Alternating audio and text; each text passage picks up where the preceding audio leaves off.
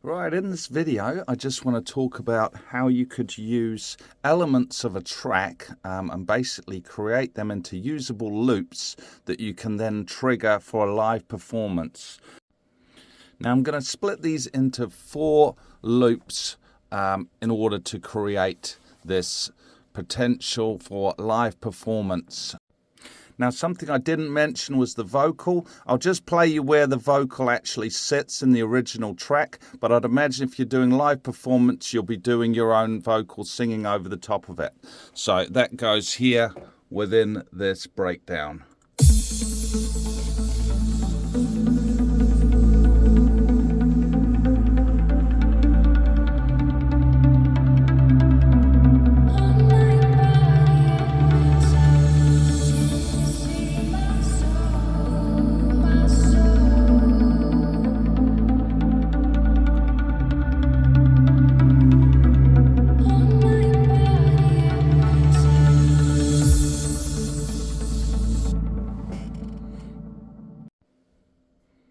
Now I'm just going to bounce down this highlighted section of the breakdown to create the usable loops. Now I've bounced down the parts of the track, as you can see them on the screen, and I put them into a loop, but the problem is with pads, often you don't get a nice smooth transition because you have sound playing most of the time. So if I was to leave it like this, you would notice where the loop was actually happening. If you're to do this with kick and bass, because the sounds are more short and sharp, you can pretty much put it on a loop like this and it will just go continuous and you won't be able to know where the start and the beginning is. But if I left it like this to use, it would basically, you'd hear where the loop starts and begins because of the sounds that we're using. So what I'm going to do is I'm going to bounce it down to the actual length of the song and loop those within Abelton before they're bounced down so we get a nice smooth transition before we use them for a live setup. Right, we've got the loops to the full length of the track now, so there is just really nice smooth sound throughout. So what I'm going to do now is I'm just going to show you what I would do in terms of starting. You could pick any parts that you want, which is really awesome because it gets you to feel what you want in terms of the sounds coming through at different times, and you can just monitor those. So for this demonstration, I'd probably start with the low end.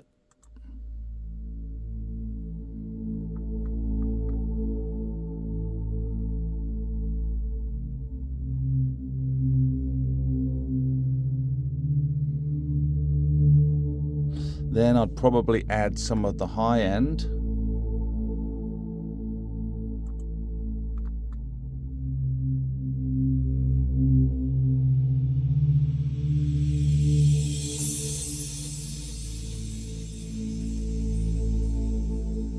Now the beauty of this is I could just leave these going for minutes depending on how you feel the atmosphere is or where you're being led in terms of the feel of the track and where you want it to take it.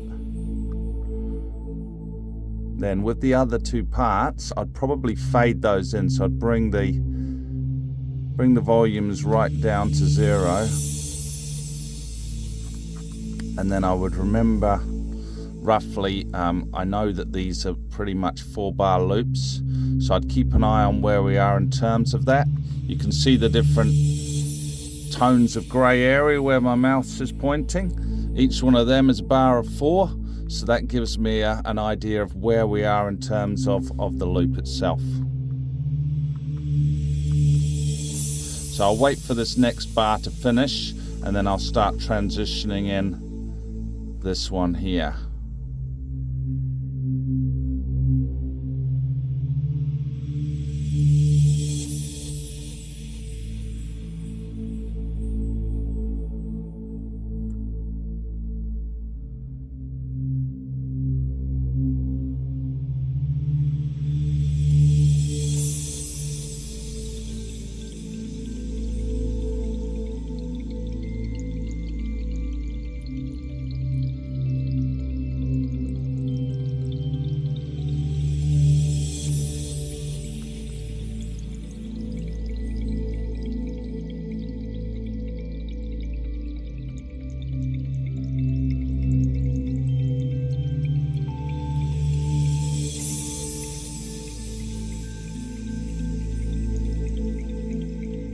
And then when I'm ready, I bring in the other.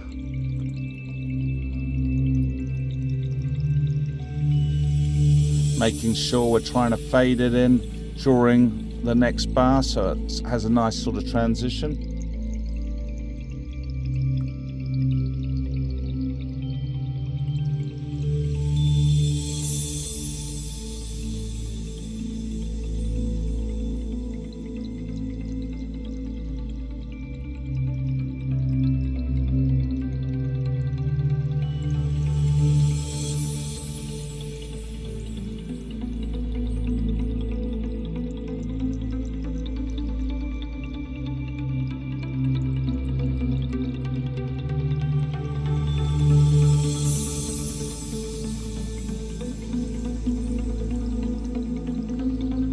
And you can do the same with fading them out.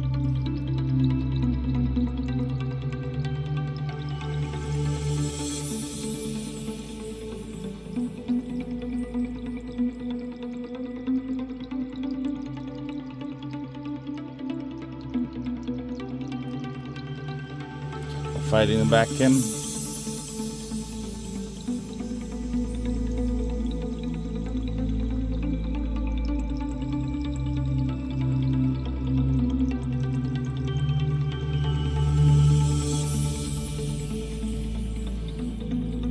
Now you can also trigger these loops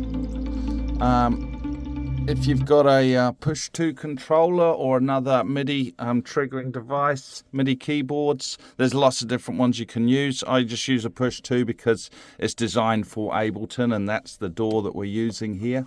But that pretty much just covers some of the basics. You could imagine, like within the actual track, there's over 50 channels. So another good reason for doing it this way and just bouncing them down into audio files is it uses a lot less CPU. So if you don't have as a powerful a computer for your live performances, you're going to run less risk of actually having distortion where the CPU is getting overloaded. So that's one of the other reasons why you want to bounce it down and just get it using the least amount of CPU as possible, just so that you can have all your things running at once.